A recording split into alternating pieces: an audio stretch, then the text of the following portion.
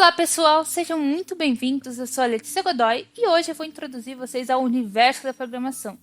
Então você que está começando ou que não sabe nada, esse é o vídeo certo para você, porque você vai sair daqui sabendo os conceitos básicos da programação à base e também vai sair daqui sabendo criar o seu primeiro jogo, utilizando o programa Scratch, que é esse gatinho bonitinho aqui.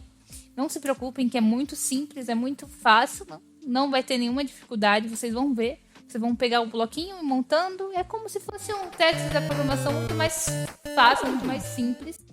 Então não se preocupem com isso. Eu só preciso antes introduzir vocês à programação. O que é a programação em si. Os conceitos básicos. O que compõe a programação. Os algoritmos, as variáveis e suas funções no programa. Então fica comigo até o final do vídeo que você não vai se arrepender e ainda vai sair tirando onda sabendo criar o seu primeiro jogo. Então, bora lá.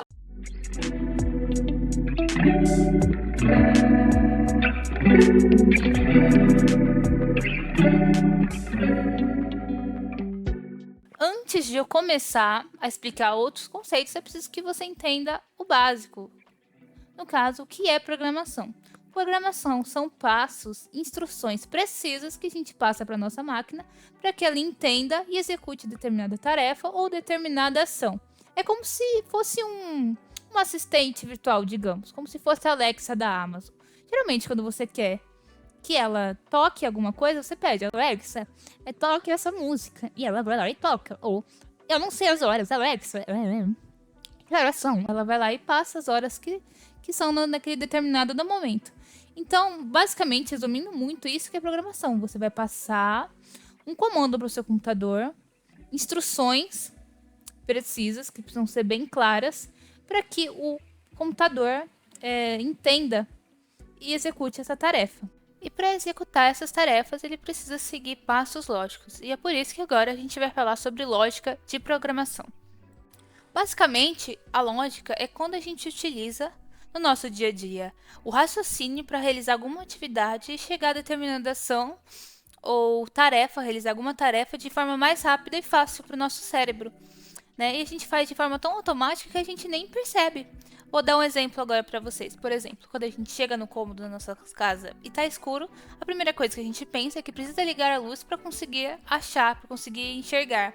Ou seja, tudo é prescindível por um raciocínio lógico. E quando a lógica é aplicada a códigos de computador, se torna lógica de programação. A gente vai utilizar esse raciocínio para que a gente consiga passar para o computador de uma forma mais rápida e eficiente o que a gente quer que ele faça. Eu vou te dar mais um exemplo. Imagine a seguinte situação. Você mora uma quadra entre duas esquinas em uma rua muito movimentada da sua cidade. Do outro lado da rua tem um mercadinho e você decidiu que você quer ir lá no mercadinho comprar um pacote de biscoito que bateu a fome. Você pode muito bem sair da sua casa, atravessar a rua reto no meio da quadra e ir até o mercadinho e comprar seu pacote de biscoito, certo? E agora eu te pergunto, você atingiu o seu objetivo? Atingiu, né? Que era comprar um pacote de biscoito, mas vamos fazer de novo. Só que dessa vez, lá na esquina existe faixa de pedestre e semáforo. Você pode sair da sua casa tranquilamente, se dirigir até a esquina, esperar o semáforo fechar para os carros pararem e só então atravessar a faixa de pedestre, voltar até o meio da quadra e ir no mercado e comprar o seu pacote de biscoito que você queria. Te pergunto de novo, você atingiu seu objetivo também ou não atingiu? É claro que sim, só que de uma forma muito mais segura. E na programação é exatamente assim que funciona, gente. Você vai ter que decidir quando vai executar um procedimento, se você quer mostrar um resultado mais rápido possível, ou se você pode abrir mão da performance, porque você precisa de mais segurança, de um resultado mais seguro. Agora que você entendeu o que é lógica de programação, a gente vai falar um pouquinho sobre algoritmos, criar algoritmos. Muitas pessoas se assemelham a algoritmos como uma coisa difícil, complexa, relacionado a assuntos de cálculos ou coisas do tipo. Mas isso não é verdade, porque algoritmos são conceitos muito simples, inclusive utilizados por nós no nosso dia a dia. Por exemplo, vou dar um exemplo. Algoritmo para atravessar a rua. Seria mais ou menos assim, olhar para a direita, olhar para a esquerda. Se estiver vindo carro, fique parado. Se não, ande até chegar do outro lado da rua, ou seja, atravesse. Então, o algoritmo é isso, nada mais do que uma série de etapas para atingir um determinado objetivo ou resolver algum problema. Simples, né? E se eu te falar que alguns conceitos do mundo da programação já tá nesse exemplo que eu dei para vocês agora? Por exemplo, se estiver vindo o carro, Nessa frase está presente uma condição, as mesmas que você usa no seu dia a dia. Se eu acordar cansado, eu não vou para aula. Se estiver chovendo, eu vou ficar em casa. O mesmo acontece nesse algoritmo. Se estiver vindo o carro, fique parado. Se não, ande até chegar do outro lado. E nessa parte, ande até chegar do outro lado é uma estrutura de repetição, um loop. E a repetição, nesse caso, vai ficar dando passos até chegar do outro lado. E quando chegar do outro lado, a repetição acaba. Simples assim. Existem basicamente 3 tipos de algoritmos. A descrição narrativa, que é quando o algoritmo usa uma linguagem normal, que a gente utiliza no nosso dia a dia, como por exemplo o exemplo do fluxograma que a gente fez anteriormente.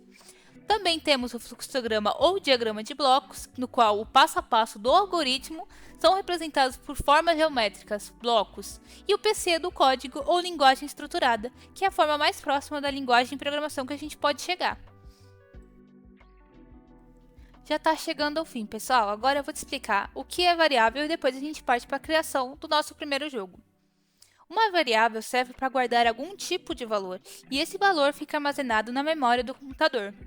Mas para essa ideia ficar mais clara na sua mente, eu vou fazer uma analogia muito conhecida. Tá vendo esse armário aí? É a representação básica da memória do computador, porque assim como um armário, ele é cheio de espaços vazios. Esses espaços podem ser preenchidos por valores. Em alguns locais desses armários eu vou colocar algumas etiquetas. E nesse primeiro espaço, na parte de baixo, eu vou colocar uma etiqueta informando que só pode ser guardada ali, por exemplo, uma bola. E nós podemos imaginar que cada etiqueta representa uma variável diferente. E em outro espaço do armário eu vou criar outra etiqueta dizendo que só pode guardar camisa ali. Então beleza, é simples. Quando eu ganhar uma bola e quiser guardar ela nesse armário, eu vou guardar no seu respectivo lugar, que é onde tem a etiqueta bola. De forma similar, quando eu ganhar uma camisa, eu vou colocar ela no espaço de camisa. Até aí tudo perfeito, né? Mas se porventura eu ganhar uma outra bola da tia, por exemplo, da minha tia de aniversário, não vai caber eu colocar 2 bolas ali. Então assim, as variáveis na programação é exatamente desse mesmo jeito. Quando eu coloco um valor em uma variável, eu não consigo colocar outro valor, a menos que eu sobrescreva o valor anterior. Então, para guardar essa segunda bola, eu vou ter que tirar a primeira e guardar a segunda. Isso quer dizer também que uma variável, ora pode ter um valor e outra hora pode ter outro valor. É relativo, é dinâmico e é por isso que se chama variável. Então, eu espero que você tenha entendido que uma variável nada mais, nada menos, é um espaço que pode ser preenchido dentro da memória de um computador. Nós vamos falar agora dos tipos de variáveis, os tipos de dados. Existe o tipo inteiro, real, caractere e o tipo lógico. O tipo inteiro vai permitir que a sua variável guarde apenas números inteiros. Exemplo, 1, 2, 4, menos 7, 198, somente 0, somente números inteiros. São todos aqueles números inteiros que não são fracionados, seja ele positivo ou negativo. Os números que possuem partes fracionadas são do tipo real, por exemplo, 0.5, 659, 8.3, 15,9. São vários. Na verdade, o número real, o tipo de dado real, ele engloba quase todos os tipos de números, menos os números irracionais. Mas fora isso, eles englobam o número negativo, o número inteiro e principalmente a parte fracionada ali. Agora, o caractere é tudo aquilo que é colocado entre aspas. Por exemplo, João, Maria, 1, até 1, 2, 3, mas tem que estar dentro das aspas. Mesmo que seja um número, se estiver dentro das aspas, vai ser considerado como um tipo de dado caractere. E o último tipo de dado é o tipo lógico, que é basicamente verdadeiro ou falso. Se é verdadeiro, vai colocar verdadeiro, se for falso, é falso. Basicamente isso.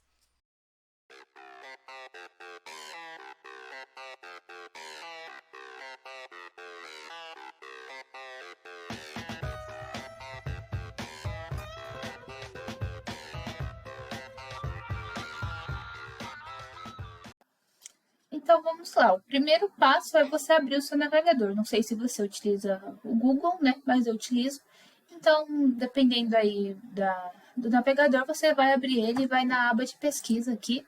Vai pesquisar por Scratch, vai escrever Scratch. Aqui, como eu já pesquisei, eu vou clicar aqui. E aí você vai ser direcionado aqui pela essa página, né, a página de pesquisa. E você, em vez de clicar aqui na primeira opção, você clica aqui no segundo já download, porque já é direcionado para a página de download diretamente, né? Vocês podem utilizar o Scratch pela web, né, usando a internet, mas eu não recomendo justamente porque você só vai conseguir acessar seus projetos se tiver internet. Então, eu vou ensinar aqui vocês a baixar para o Windows mesmo ou o seu sistema operacional.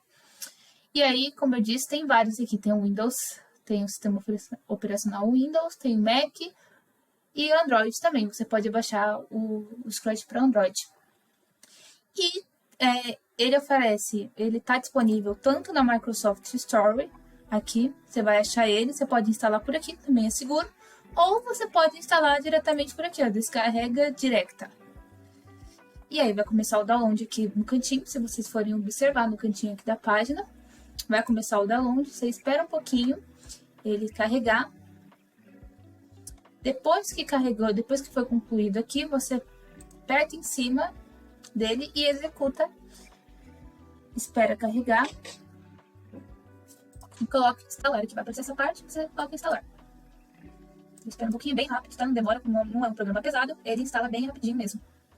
E aí, depois também já instalou, aí é só você marcar esse aqui, executar o Scratch 3, que já vai abrir diretamente ele. Não vai precisar nem você ir lá na página de pesquisa e pesquisar ele aqui, ele já vai abrir diretamente. Só esperar um pouquinho. Meu computador não é das cavernas, mas também não é um dos mais rápidos do mundo.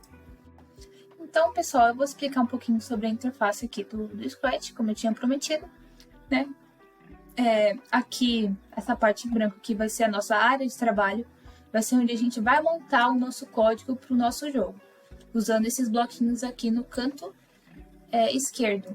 Tá vendo? Tem vários tipos de blocos. Tem blocos azuis, que são os movimentos, os blocos roxos, que são as aparências do nosso personagem, o que ele vai dizer ou pensar, o rosinha são os sons, os amarelos são os eventos que a gente vai acontecer, dependendo do que a gente quer que ele faça, o laranja são controles, os azuis são sensores, os verdes são operadores, laranjas variáveis, e essa cor aqui que eu não sei identificar agora são meus blocos, que são os próprios blocos que a gente consegue criar nós mesmos, até isso a gente consegue fazer.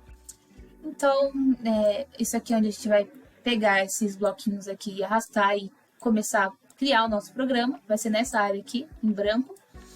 E aqui no canto superior, inferior no caso direito, é onde a gente vai colocar os nossos personagens, colocar os nossos bichinhos, né, nossos personagens no nosso jogo. Tanto os personagens como também o nosso cenário, tá vendo aqui? São os cenários que a gente pode mudar dependendo do jogo que a gente queira criar. A gente pode escolher vários cenários, adicionar vários personagens. Então, basicamente é isso, gente. Vocês vão, basando nisso, vocês vão criar o seu primeiro jogo. O Kaique vai ensinar para vocês, tá bom? Eu vou dar um exemplo para vocês bem breve aqui. Por exemplo, o bloco amarelo, que eu já tinha falado, que são os blocos de evento. Você vai colocar aqui, quando a bandeira verde for clicada, que é essa aqui, ó. Tá vendo no cantinho? Lá em cima, na verdade, ó. Ela serve para executar o programa e a vermelha serve para parar. Então, vamos lá. Quando a bandeira for clicada, quando a gente clicar aqui, a gente vai pedir para que esse gatinho faça algum movimento. Vamos lá. Quando for clicado, eu quero que ele gire 90 graus e mova 50 passos. 50 passos, vai. Mova 50 passos, gire 90 graus e também vou colocar um sonzinho, né, de gatinho.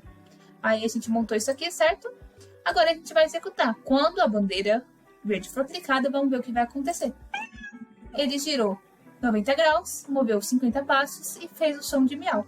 Então, basicamente isso. É isso que vocês vão utilizar para criar o seu primeiro jogo de maneira rápida e simples. Beleza? Então, bora lá. Agora o Kaique vai explicar para vocês a como criar o seu primeiro jogo utilizando essa ferramenta incrível e muito fácil de você entender. Bora lá, pessoal. Olá, meu nome é Kaique e vou mostrar para vocês como criar um jogo simples no Scratch. Então a gente vai criar esse jogo onde a gente controla uma bola de basquete e sempre que a gente pressiona a tecla de espaço, a bola de basquete vai pular e quando ela bater no chão, o placar aqui em cima vai subir. E se a gente bater na bola de futebol, a bola de basquete vai voltar e a gente não vai marcar a pontuação. A gente tem uma contagem regressiva aqui em cima. Quando ela chega em 0, o jogo acaba e o placar que ficar aqui é o seu placar, é o placar final. Então, para a gente criar esse jogo, eu vou parar aqui, minimizar, vou vir aqui em arquivo e novo. Nisso vai criar um projeto em branco.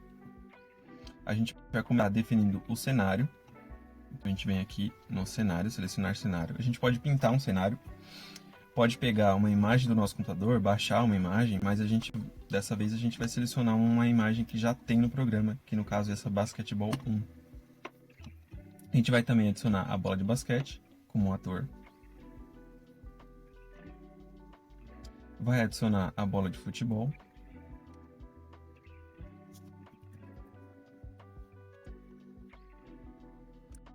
A gente vai definir um nome aqui para bola de basquete, a gente vai colocar como jogador e aqui como obstáculo. Feito isso, a gente vai deletar o gato. E a gente vai arrastar aqui, mais ou menos para onde elas vão ficar. Agora a gente vai começar a criar a programação do cenário. Então a gente vai colocar aqui na programação do cenário o tempo e o placar. Então a gente vai colocar aqui o evento, o bloco de evento. Quando a bandeira verde for pressionada, a gente vai definir a variável tempo, que a gente vai criar agora. Tempo. A gente vai definir essa variável tempo para 60. Então assim que a bandeira verde for clicada, o tempo vai começar em 60. A gente vai clicar aqui, a variável está exibida aqui na tela, a gente vai dar 2 cliques nela. E aí vai mudar a forma como ela é exibida. A gente vai deixar nesse retângulo laranja, porque fica um pouco mais bonito. E a gente vai também criar a variável de pontuação, a variável placar. Nesse caso aqui, a gente vai só arrastar aqui para o lado. E a variável placar, ela vai começar em 0. Agora a gente vai fazer um sistema para decrementar essa variável tempo. Então ela vai ir de 60 até 0. Como é que a gente faz isso? A gente vem aqui em controle e a gente vai selecionar esse repita até que. Até que o quê? Até que o tempo seja 0. Então a gente vai colocar aqui tempo é igual a 0. Então, até que o tempo seja 0, vai executar tudo que está dentro desse bloco. O que vai estar dentro desse bloco? O decremento dessa variável. Então, como é que a gente vai fazer isso? A gente vai vir aqui em variável e vai colocar em adicione menos 1 ao tempo. A gente vai dar um play aqui para ver como é que funciona. A gente vai ver que ele vai de 60 para 0 muito rápido. Por que isso acontece? Porque o que está sendo executado aqui acontece praticamente instantaneamente. Vai depender do processamento do seu computador, mas é praticamente instantaneamente. Para isso não acontecer, a gente vai vir aqui em controle e vai colocar para ele esperar um segundo. Então, ele vai esperar um segundo e vai decrementar a variável tempo. A gente vai fazer o teste agora. Ele vai decrementar de 1 em 1 segundo. Depois que esse loop acabar, ou seja, depois que o tempo chegar a 0, a gente precisa que o programa pare tudo. Então a gente vai vir aqui no evento, em controle, perdão, e a gente vai colocar aqui em pare todos. Então assim que o tempo chegar em 0, ele vai parar todos. Então a bola vai parar de andar, a pontuação vai parar de marcar, enfim. Agora a gente já tem a programação do cenário pronta. Então a gente vai fazer a programação do jogador, da bola de basquete. Nesse caso aqui a gente vai usar o evento de quando a tecla de espaço for pressionada. A gente poderia colocar outras teclas também, mas a gente vai usar a tecla de espaço. Quando a gente pressionar, ela vai ter que ir para cima e depois para baixo. Como é que a gente faz isso? A gente vem aqui em movimento. E a gente tem essa função aqui, deslize por x segundos até a posição x, posição y. Como que isso funciona? É igual a um plano cartesiano. Então a gente tem aqui a posição x0, y0. E quanto mais para a direita, mais positivo e maior é o valor de x, e quanto mais para a esquerda, menor é o número negativo, de x, e o mesmo vale para y positivo e y negativo. Então, o Scratch ele tem uma função que quando você arrasta um objeto, ele vai marcar, ele vai atualizar, aqui, ó. Ele vai atualizar a posição de x e y, e vai atualizar também em todos os blocos que usam x e y. Então, se a gente arrastar aqui, você vai ver que na esquerda aqui os valores já estão atualizados. Então, se a gente colocar a bola para onde a gente quer, o valor já vai estar atualizado. Então, a gente pode até deletar esse aqui e arrastar esse novo. Então, ele vai deslizar para cima até essa posição. E depois eu quero que ele deslize para cá. Eu já pego a posição atualizada. A gente pode fazer o teste e ver que ele está subindo e está descendo. Só um detalhe importante é que o X para ir para cima e para baixo está diferente. Então ele está indo bem pouquinho na diagonal. A gente vai colocar os dois como zero. Então agora ele está subindo e descendo reto. Só que está muito lerdo, então a gente vai mudar aqui o tempo para 0.3 na subida, 0.1 na descida, porque a gravidade puxa a bola um pouco mais rápido. E a gente vai adicionar agora o som da bola de basquete quicando. Então como é que a gente faz? A gente vem aqui em sons. Aqui já vem, né, esse som da bola de basquete quicando, mas a gente vai excluir e adicionar de novo só para mostrar como é que acontece, como é que funciona. Então a gente clicou, ele vai carregar aqui, a gente vai digitar basquete, vai aparecer basquetebol. A gente poderia gravar um som com gravador, com microfone, eu poderia baixar um som da internet, algum som do seu computador, mas a gente vai usar esse som que já vem no programa. Adicionou a biblioteca do ator, né, no caso a bola de basquete, a gente vem aqui em código, vem em som, e a gente tem aqui tocar o som Basket Bounce. A gente vai testar. Ó, assim que ela bate no chão.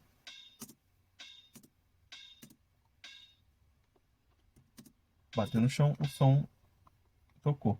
E agora a gente vai fazer o sistema de pontuação. Então sempre quando a bola bater no chão, a gente vai adicionar 1 ao placar. Então a gente vem aqui em controle, em variáveis, perdão, e vai adicionar 1 à variável placar. Então a gente vai fazer o teste. Então, está adicionando. Então o sistema da bola de basquete de ponto e de movimento já tá pronto. A gente vai criar o movimento do obstáculo da bola de futebol. A gente vai fazer semelhante à bola de basquete, só que em vez de pressionar a tecla de espaço, a gente vai usar a bandeira verde. Então assim que ela for pressionada, eu quero que a bola de futebol venha para cá, através do deslize, e depois eu quero que ela vá para cá, novamente através do deslize. Então a gente vai fazer o teste aqui. Está funcionando. Porém, eu quero que ela faça isso o tempo todo. Então, a gente vai usar um loop. O loop sempre. Então, sempre ela vai estar indo de um lado para o outro. E uma coisa que é legal de fazer é a gente definir uma posição inicial. Então, a gente vai colocar aqui que ela vai iniciar a posição em x0, que é o meio. E aqui também, a mesma coisa da bola de basquete, é importante que o eixo y, no caso da bola de futebol, o eixo y seja o mesmo para ela não andar na diagonal, né? Ela não começar a subir ou começar a descer. Então ela vai andar retinho assim dessa forma. Então vamos fazer o teste novamente. Ela está movimentando normalmente. Então a gente vai fazer também agora o sistema de colisão.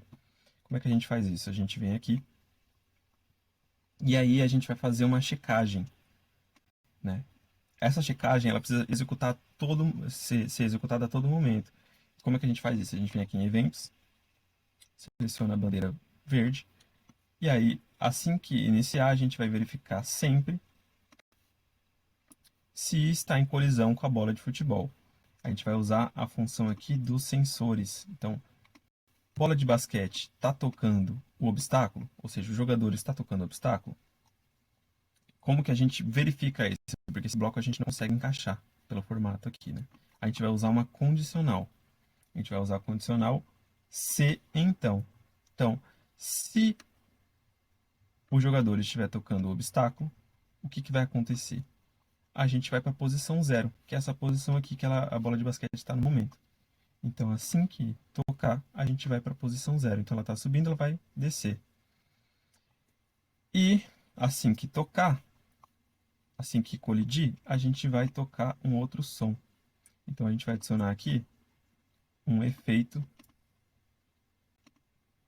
A gente vai usar esse som aqui, pode ser qualquer outro som. Vou usar esse bonk. E aí eu vou colocar aqui para tocar o bom quando tocar na bola de futebol. A gente vai fazer o teste. E a gente dá para ver que o som está sendo executado, mas a bola não está indo para baixo. Por que a bola não está indo para baixo quando toca na bola de futebol? Porque existem dois scripts sendo executados ao mesmo tempo, tanto de deslizar quanto ir para baixo. Então eles entram em conflito. Para a gente impedir que isso aconteça, a gente pode usar uma função aqui, que é, em vez de pare todos, semelhante ao do cenário, a gente vai colocar pare outros scripts no ator. Então ele vai parar tudo que estiver sendo executado. A gente vai fazer o teste agora. Ó, agora já está funcionando, a bola de basquete ela volta quando bate na bola de futebol.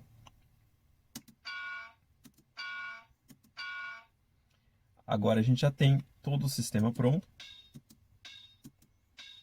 E a gente pode fazer incrementos, né? Melhorar o nosso código. Como é que a gente pode fazer isso? Aqui na bola de futebol, ela vai de um lado para o outro, mas é uma velocidade fixa. A gente pode fazer uma velocidade variável. A gente pode usar essa função aqui de número aleatório. Então, em vez de demorar 1 segundo para ir para a esquerda, 1 segundo para a direita, a gente pode usar um número aleatório entre 0,5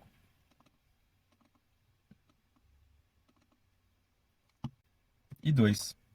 Vou duplicar aqui. E aí ela vai variar o tempo que ela demora para ir de um lado para o outro. Às vezes ela vai mais lento, às vezes ela vai mais rápido. E aí você consegue adicionar dificuldade ao jogo. Aí dá para você adicionar, em vez da bola ir para um lado para o outro, pode ir para cima e para baixo, na diagonal, mais de uma bola.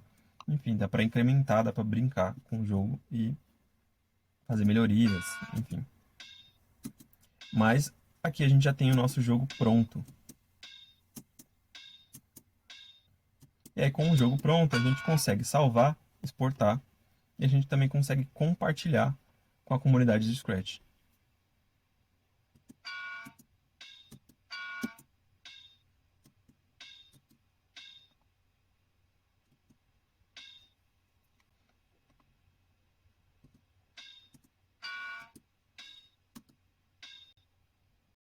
E é isso, pessoal. Eu espero que vocês tenham gostado do vídeo, que vocês realmente saiam daqui sabendo como programar o seu primeiro jogo. Também quero agradecer as pessoas envolvidas nesse projeto, o Kaique e o pessoal da pós-produção, do roteiro, que eu vou deixar aqui na descrição, nos créditos. E é você que ficou aqui até o final e deu apoio aí pra gente, tá bom? Obrigado e até logo!